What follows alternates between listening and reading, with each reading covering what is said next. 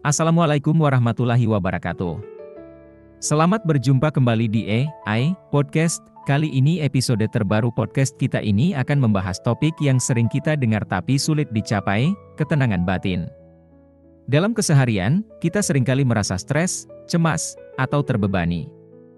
Nah, hari ini kita kedatangan seorang teman yang punya banyak pengalaman dan insight soal ketenangan batin. Mari kita sambut Joko Supriyadi. Halo, Mas Joko, apa kabarnya nih? Halo juga, Khalil, alhamdulillah baik. Senang banget bisa ngobrol di sini. Semoga bisa sharing sesuatu yang bermanfaat buat teman-teman semua yang lagi dengerin. Kami senang kamu bisa hadir, Joko. Jadi, aku langsung aja ya. Banyak orang bilang mereka ingin tenang, tapi kayaknya susah banget, apalagi kalau lagi ada masalah atau tanggung jawab yang menumpuk. Menurutmu, apa sih arti ketenangan batin sebenarnya? Bagus banget pertanyaannya. Jadi, ketenangan batin itu bukan berarti kita gak punya masalah atau gak pernah stres. Masalah itu pasti ada, tapi ketenangan batin itu tentang kemampuan kita untuk tetap tenang di tengah situasi yang sulit. Kita bisa mengontrol reaksi kita terhadap pikiran dan emosi, sehingga gak mudah terguncang. Aku suka konsepnya. Jadi ketenangan batin itu semacam cara kita menyikapi masalah. Bukan berarti hidup tanpa masalah ya? Exactly. Banyak orang salah paham soal ini. Mereka pikir ketenangan batin itu hidup tanpa emosi negatif, padahal bukan begitu. Ketenangan batin itu lebih kepada kemampuan untuk tidak terlalu terbawa atau reaktif terhadap emosi-emosi itu. Jadi, kalau aku merasa marah atau cemas, itu wajar, asal aku bisa ngontrol reaksi ya? Betul banget, Khalil. Jadi, langkah pertama yang bisa kita lakukan untuk belajar tenang adalah kesadaran diri atau self-awareness. Kita perlu sadar apa yang kita pikirkan dan rasakan. Seringkali kita gak sadar kalau kita lagi stres atau tegang, padahal tubuh kita udah kasih tanda. Oh, kayak tiba-tiba leher tegang atau sakit kepala, gitu ya? Ya, itu bisa jadi tanda kalau kita lagi stres.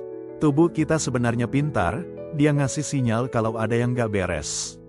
Jadi, kalau kita udah sadar sama kondisi diri, kita bisa ambil langkah untuk menenangkan diri sebelum emosi negatifnya makin besar. Menarik juga. Berarti, langkah pertama untuk tenang itu mulai dari mengenali diri sendiri.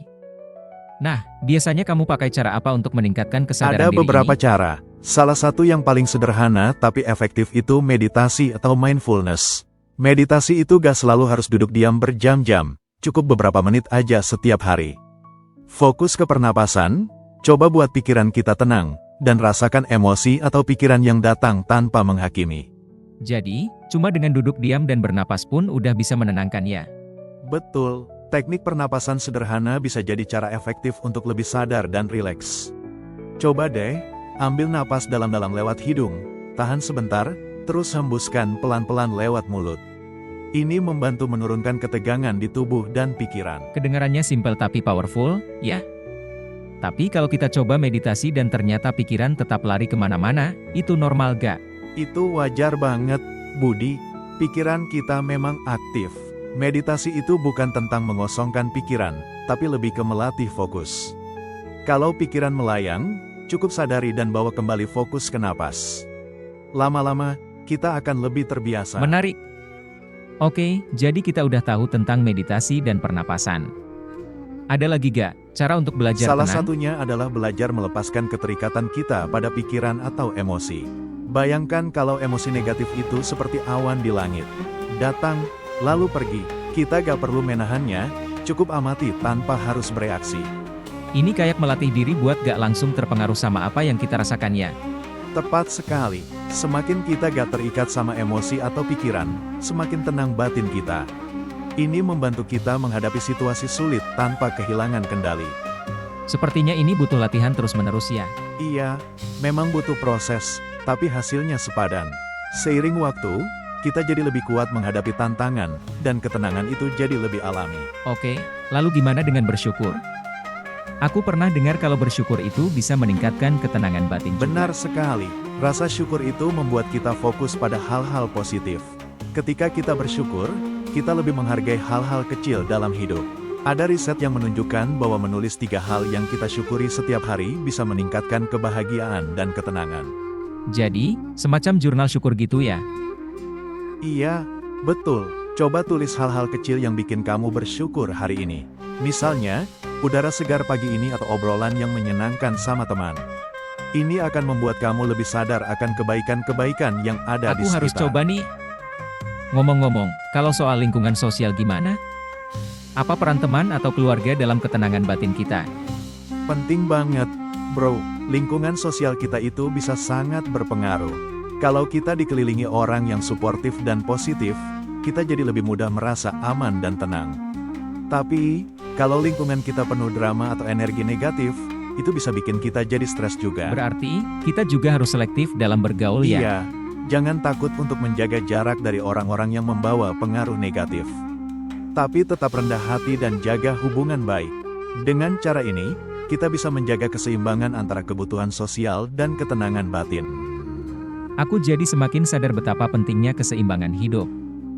Ada tips khusus untuk menjaga keseimbangan? Paling penting itu jangan lupa untuk punya waktu untuk diri sendiri. Seringkali kita terlalu sibuk dan lupa bahwa istirahat juga bagian penting. Lakukan hal-hal yang kamu sukai, olahraga, makan sehat, dan istirahat cukup. Dengan cara ini, tubuh dan pikiran kita jadi lebih segar.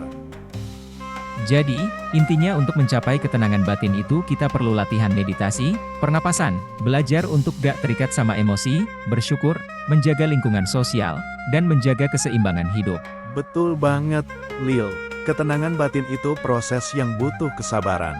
Tapi dengan sedikit konsistensi setiap hari, hasilnya bisa luar biasa. Terima kasih banyak, Mas Joko, atas semua insight yang kamu bagi hari ini. Semoga teman-teman yang lagi dengerin juga bisa dapat inspirasi dari obrolan ini. Itu aja dari kita hari ini. Sekian dari kami.